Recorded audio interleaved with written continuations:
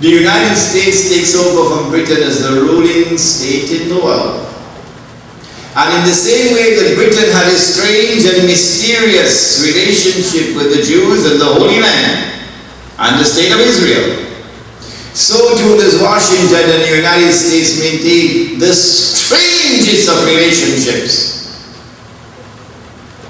with the Jews, the European Jews, with the Holy Land and the state of Israel. You cannot explain the relationship between the United States of America and the state of Israel using normal tools of political analysis. No, you cannot. You have to go to the Quran and to a man named Muhammad sallallahu alayhi wa sallam. When the United States dollar became the ruling currency in the world, the international currency, at Bretton Woods, an agreement was established to which Britain very reluctantly acceded. John Maynard Keynes was not at all pleased with what was happening at Bretton Woods, in which two things were agreed upon. Number one, that only one currency now in the world would be linked to gold, only the US dollar. And all the rest of the paper money in the world will now have their values assigned to them on the basis of their link with the US dollar. So when you ask, what is the value of the Pakistani rupee? And you were to answer and say, well, 6,000 rupees to an ounce of gold. People will look at you as though you came from Mars. No, that's not the answer. The answer is that the value of the Pakistani rupee is 56 rupees to the US dollar. That is the civilized answer. Huh? So this is the first thing agreed upon at Bretton Woods. That only one currency in the world would have a value which is linked to gold. And all the rest of the paper money would have their value linked to this currency. So if this currency capsizes, all fall down. The US dollar. Are you beginning to see what's coming tomorrow? And the US dollar had a value in relation to gold which was fixed at how much? How much? How many dollars to 1 ounce of gold? See, you're lucky. I don't have time to question you. 35, correct. 35. Then there was a second agreement at Bretton Woods. And that is that only governments, central banks, only they could redeem their US dollars for gold at $35 an ounce.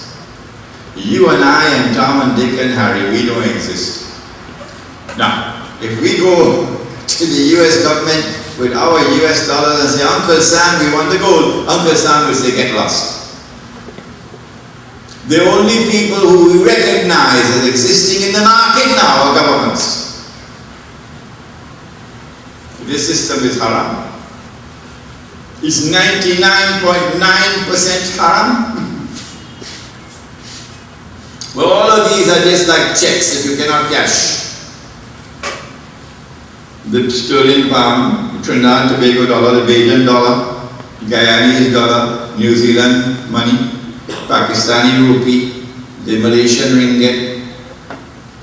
They're just checks which cannot be cashed. All you can do is exchange this check for another check. Haram. And secondly, only a government can go and cash the US dollar. And then we noticed something happening after Bretton Woods. The value of the US dollar is falling constantly. This is not by accident. Wake up. This is by design. In 1971, September, they struck. Britain realized that Uncle Sam had printed too much paper. He didn't have the gold to back up the paper.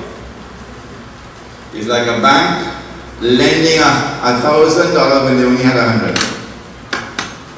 So one Friday afternoon probably, Britain came in with about $3 billion US and said, Uncle Sam, we want the gold. Collusion between the two. Uncle Sam, no, he can't give the gold. Because the minute Uncle Sam started giving the gold, when Monday morning bank open, guess who in the front of the line? Saudi Arabia, of course. They pump all the oil. And all they're getting for the oil is this paper. The green paper, the US dollar. So Saudi Arabia will say, well, if Britain knows something, the paper loses the value when they want the gold. I want the gold too. And then second in the line behind Saudi Arabia will be Kuwait. A long line. So Uncle Sam, no, game finished.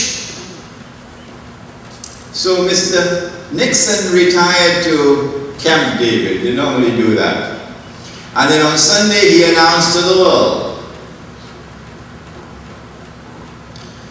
Islam says, when you give your word, you must keep your word. Pacta sunt servanda. Agreements are made on the basis of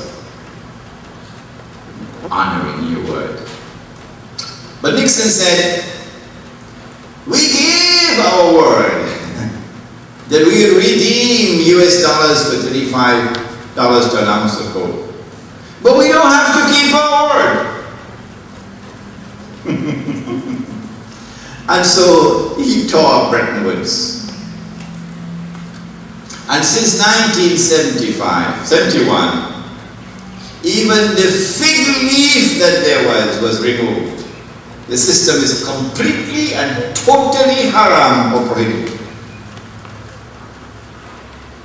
By 1973, when the war took place between the Muslims and the Jews, the October War, by 1973, the value of the US dollar had begun to slip from 35 to 40.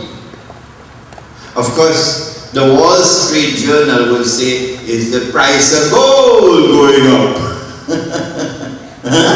The price of gold going up. But you and I, who have a little bit of sense in we know now, it's not the price of gold going up, you fool. It's the value of the paper going down. From 35 to 40. But then when the war took place, in October of 1973, a man named Faisal, Rahimahullah, King Faisal, organized an Arab oil boycott of the United States, and Wall Street panicked. And guess what happened to the US dollar? It collapsed by 400% overnight. From $40 an ounce of gold to $160 an ounce of gold. Like it leaking. And so we see the vulnerability of this artificial fraudulent system of paper money.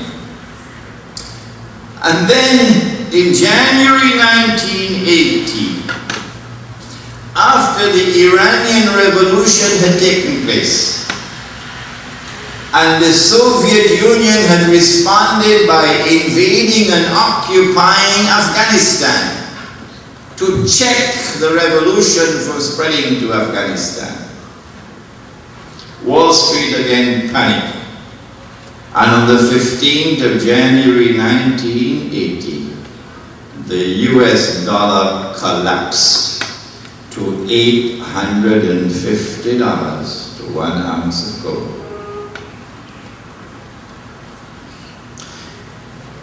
Demonstrating the extreme vulnerability of this artificial, fraudulent monetary system.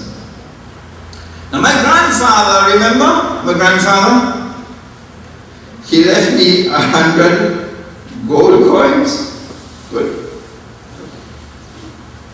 So some wise, smart fellas say, well, he's a baby. Let me take the gold money and convert it into US dollars. I mean to say, man, the US dollar says, in God we trust, so we could trust it. so they went and they transformed it into US dollars. So they got $3,500, $3,500. So they put it away and they lock it up until I reached the age of 21.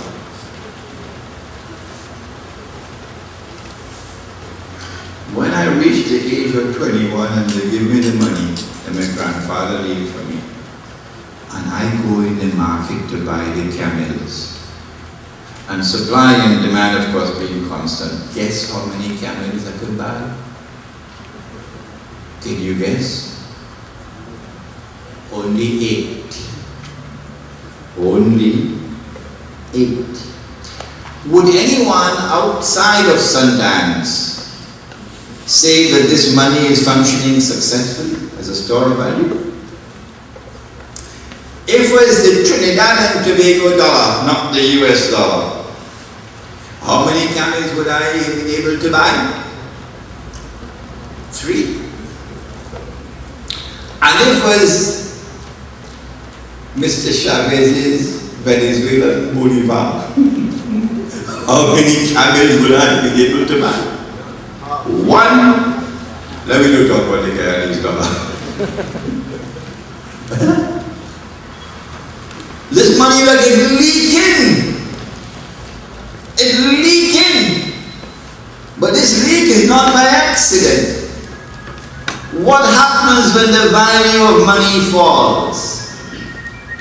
Answer, I am ripped off 92 camels. 92% of my wealth gone.